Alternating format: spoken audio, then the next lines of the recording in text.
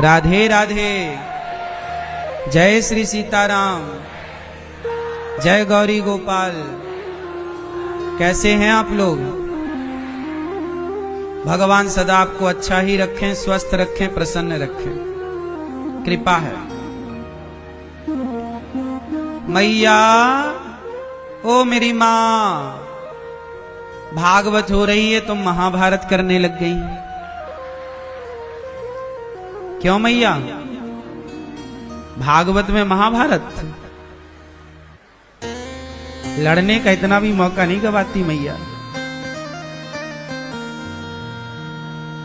कम से कम कुंभ में आके तो ना लड़ो।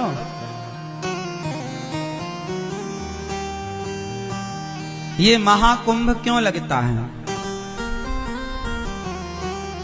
दुनिया से दो लोग, देश विदेश से लोग आ रहे हैं जो भारत के नहीं हैं, जो भारत की संस्कृति को जानते नहीं हैं। आपको पता है पूरी दुनिया वॉच कर रही है, पूरी दुनिया इस महाकुंभ को देख रही है कि भारत ऐसा देश है।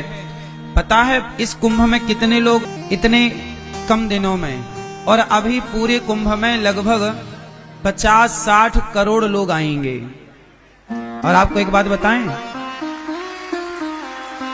पूरी दुनिया का सबसे बड़ा मेला है कुंभ मेला।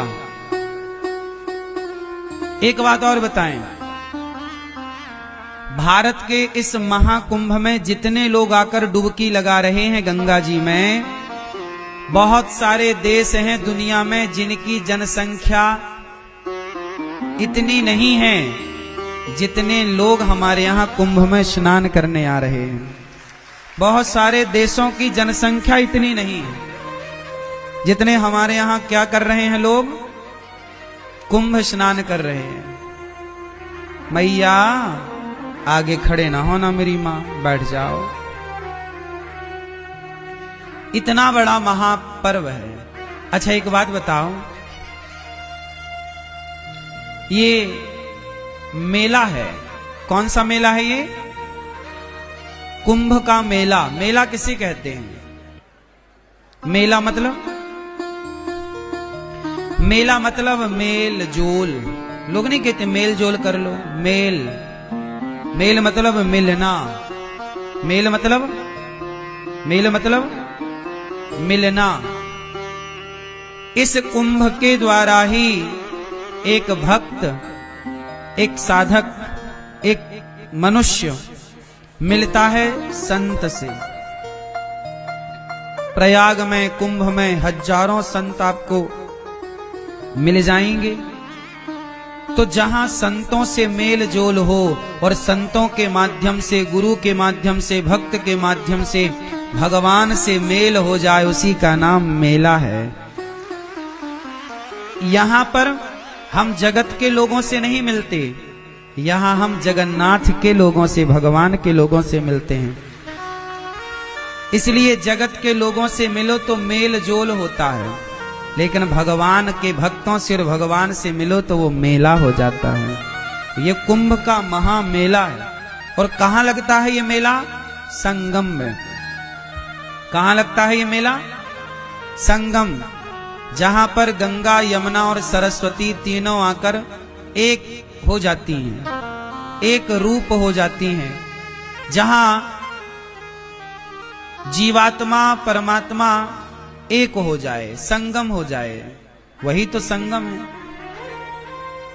हम भगवान में मिलकर, जैसे यमुना जी गंगा में मिलकर गंगा बन जाती है, ऐसे हम भगवान से मिलकर भगवान के चरणों में समाकर हम स्वयं भगवान के चरणों की धूल बन जाएं, उनमें समा जाएं। जैसे गंगा में यमुना जी समा गई, ऐसे ईश्वर में समा जाना, यही है संगम।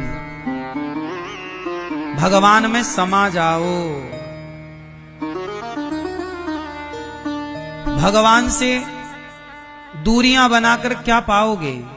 अच्छा ये जो महाकुंभ है, देखिए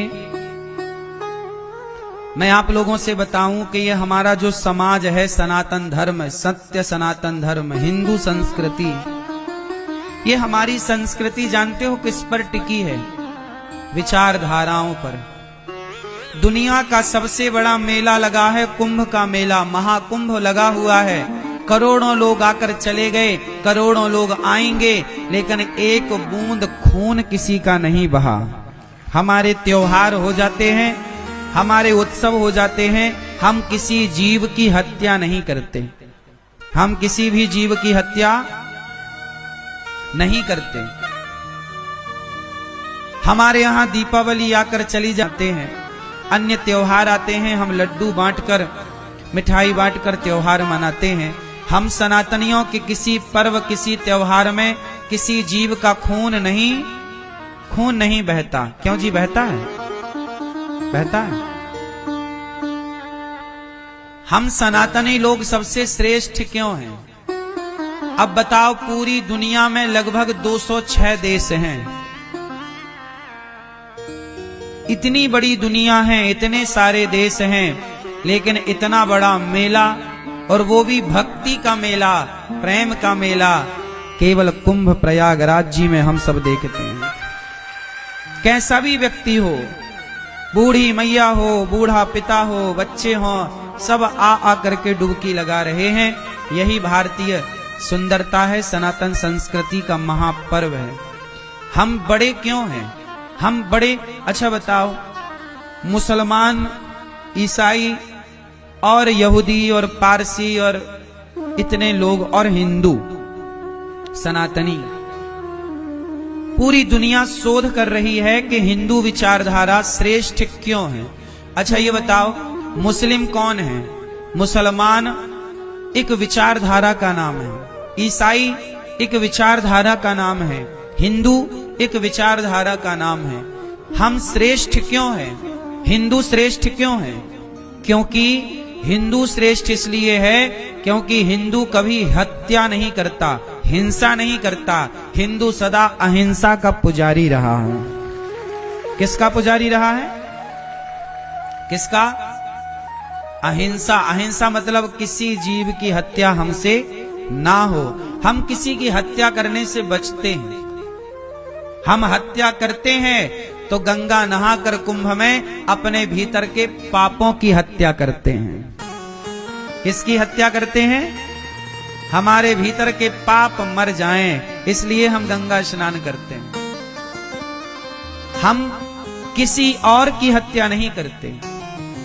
इसलिए हिंदू सबसे श्रेष्ठ है, क्योंकि अहिंसा की बात करता है। किसी को मारना नहीं चाहिए। देखो, हम सिखा रहे हैं प्रयाग में, लाखों संत सिखा रहे हैं प्रयाग में कि बेटा कभी किसी की हत्या ना करना, चींटी को दाना डालने की बात सिखा रहे हैं। हम हिंदू सबका भला सोचते हैं, लेकिन अन्य मजहबी पंथ के लोग गर्दन काटने की बात करते हैं, गला काटने की बात करते हैं। गला काट करके आप बड़े ना बनोगे।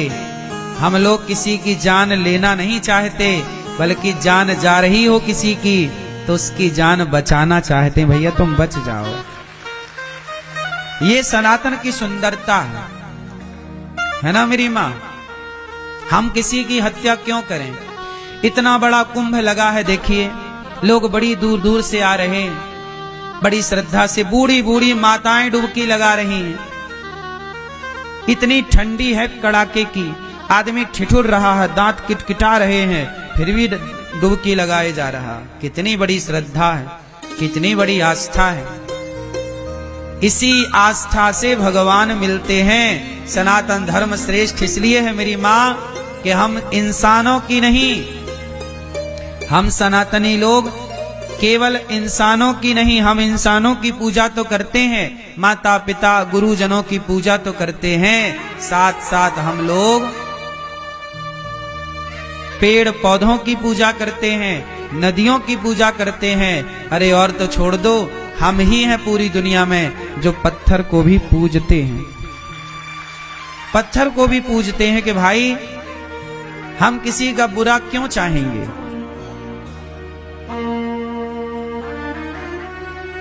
भगवान की कृपा से हम बड़े भाग्यशाली हैं कि भगवान ने हमें सनातन धर्म में, सनातन धर्म की विचारधारा में भेजा है। ये जो महाकुंभ है, ये सबके समझ में भी नहीं आता।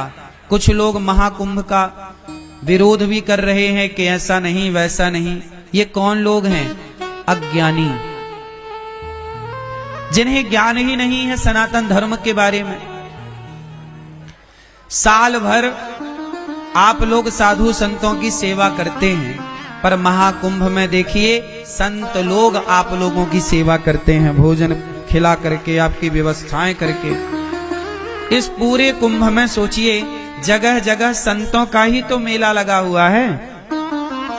जिन संतों को आप पूरी जिंदगी में इतने सारे संतों का दर्शन नहीं कर सकते, एक एक जगह जाकर, इसलिए आप सनातनियों के लिए व्यवस्था की गई है कि साल में 12 वर्ष में एक बार महाकुंभ लगाया जाए और सभी संत एक जगह इकट्ठे हों। तो आप लोग सब संतों के पास अलग अलग नहीं जा सकते, तो संत एक जगह इकट्ठे हो जाते हैं कि आप लोग दर्शन कर लो। इसलिए यह महाकुंभ होता है। और इसी महाकुंभ में आप लोगों के सहयोग से गौरी गोपाल आश्रम की ओर से गौरी गोपाल अन्न क्षेत्र, आप सब भक्तों के सहयोग से गौरी गोपाल अन्न क्षेत्र चल रहा है, जहां हजारों भक्तजन भोजन कर रहे हैं। आप भी अपनी ओर से भोजन बंटवाकर साधु संतों को, भक्तजनों को भोजन बंटवाकर पुण्य के भागीदार बन सकते हैं। गौरी गोपाल अन्न क्षेत्र बट रहा है इस महाकुंभ में। आप भी अपनी ओर से प्रसाद बंटवा सकते हैं कि हमारी भी रोटी, हमारी भी पूरी, हमारा भी प्रसाद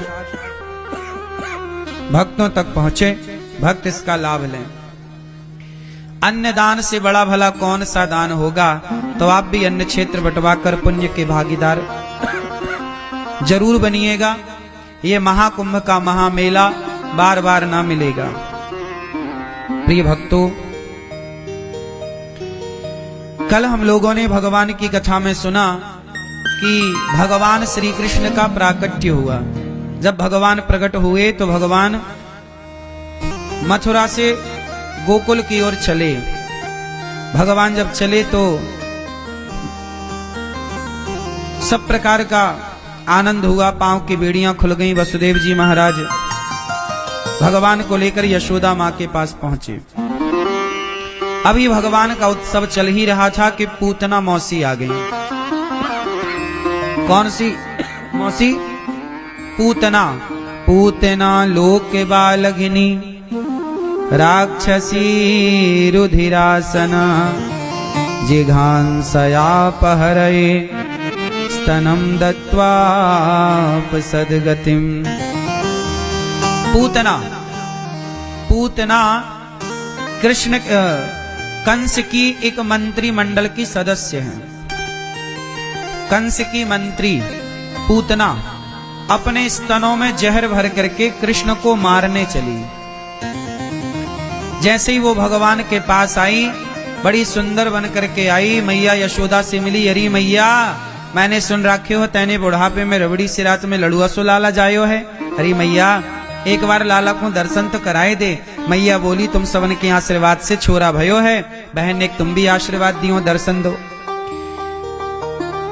पूतना बोली, मैया मैं तेरे छोरा को दूध पिलानो चाहूं। अच्छा मैया, दूध पिलानो चाहे? हाँ। अरे तो को पतो ना है बहन, हमारे दूध में इतनी शक्ति है कि जो बच्चा हमारे दूध पिए ना वो अमर है जाए।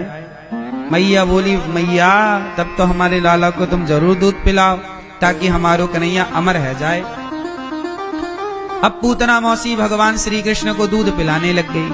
अच्छा, भगवान श्री कृष्ण ने देखा कि पूतना आ रही है, तो भगवान ने पूतना को देखकर नेत्र बंद कर लिए, आंखें मूंद ली, पूतना को देखा नहीं। भगवान पूतना को देखना नहीं चाहते। क्या नहीं चाहते? पूतना को बोलो, क्यों नहीं देखना चाहते? भगवान उसे कभी नहीं देखना चाहते जिसका तन बहुत सुंदर है पर जिसके मन में कपट हो, जिसका भीतरी भाग गंदा हो, जिसका विचार गंदा हो, जिसका मन दूषित हो। भगवान ऐसों को बिल्कुल देखना नहीं चाहते। हम तुम्हें नहीं देखेंगे। इसलिए कहता हूं कि गंगा जी आए हो ना तो केवल तन को ही ना धुल लेना। किसे धुलोगे? मन को। तन को धोया मगर मन को धोया नहीं, बाद गंगा नहाने से क्या फायदा। तन को धोया मगर मन को धोया नहीं, बाद गंगा नहाने से क्या फायदा। तन को धोया मगर मन को तो धोया ही नहीं, तो क्या धोएंगे, क्या धोएंगे मेरी माँ? मन को। अच्छा ये बताओ, धुलना किसे चाहिए? तन को धुलने की जरूरत है, तन को साफ करने की जरूरत है। हाँ, तन तो साफ करना ही पड़ता है, जरूरी भी है, लेकिन तन ज्यादा सुंदर होना चाहिए कि मन ज्यादा सुंदर होना चाहिए? बोलो।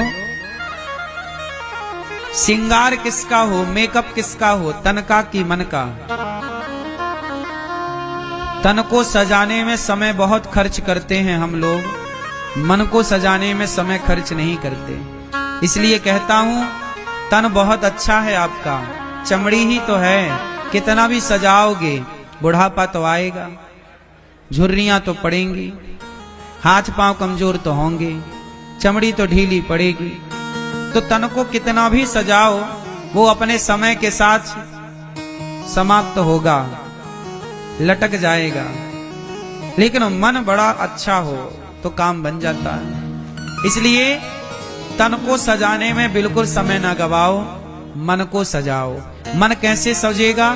सत्संग करो, संतों की संगत करो। यहां लोग कल्पवास कर रहे हैं। क्या कर रहे हैं? क्या मतलब होता है कल्पवास का? बताओ, क्या मतलब होता है कल्पवास? कल्प किसे कहते हैं? पहले तो यही समझने की बात है, कल्प किसे कहते हैं। ये कौन सा कल्प चल रहा है? हाँ, ये कल्प चल रहा है श्वेत बाराह कल्प। वर्तमान में कौन सा कल्प चल रहा है? कल्प किसे कहते हैं? इसके पहले जो कल्प था उसका नाम है ब्रह्म कल्प, इसके आगे जो कल्प होगा उसका नाम है पद्म कल्प। कल्प मतलब ब्रह्मा जी का एक दिन, ब्रह्मा जी का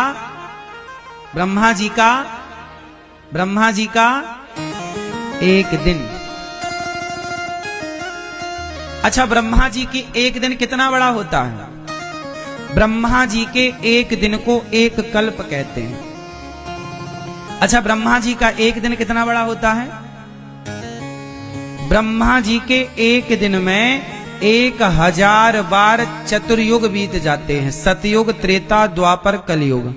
कितने बार राउंड लगा लेते हैं? जैसे सोमवार से लेकर के रविवार तक एक सप्ताह में कितने दिन बीत जाते हैं? 7 दिन बीत गए तो एक सप्ताह हुआ। हाँ या ना? 4 सप्ताह बीत गए तो एक महीना हो गया लगभग, है ना? जैसे एक सप्ताह मतलब 7 दिन, ऐसे एक कल्प मतलब ब्रह्मा जी का एक दिन। ब्रह्मा जी का एक दिन कितना बड़ा? ब्रह्मा जी के एक दिन में जैसे हमारा एक दिन कितना बड़ा होता है, आपका एक दिन कितना बड़ा होता है? हाँ, हमारा एक दिन होता है 12 घंटे का, एक रात होती है 12 घंटे की, तो दिन रात का चक्कर हो गया 24 घंटे का। जैसे हमारा एक दिन रात 24 घंटे की होती है, उसी तरह ब्रह्मा जी का एक दिन रात एक कल्प मतलब 1000 बार चतुर्युग बीत जाते हैं। सतयुग, त्रेता, द्वापर, कलयुग, सतयुग, त्रेता, द्वापर, कलयुग, 1000 बार। 1000 बार जब राउंड लगाते तब ब्रह्मा जी का एक दिन होता है। ऐसे ब्रह्मा जी की 100 साल की आयु है। अभी ब्रह्मा जी लगभग 50 वर्ष से अधिक के हो गए हैं। और यह जो कल्प चल रहा है, एक कल्प में 14 मनवंतर होते हैं। ये कौन सा मनवंतर चल रहा है? वैवस्वत मनवंतर। ये वैवस्वत मनवंतर का 28वां कलयुग चल रहा है। एक मनवंतर में 73 चतुर्युग होते हैं। आप उलझ जाओगे इतना सब सुन करके। मैं सीधी सीधी बात कहूं कि कल्प का मतलब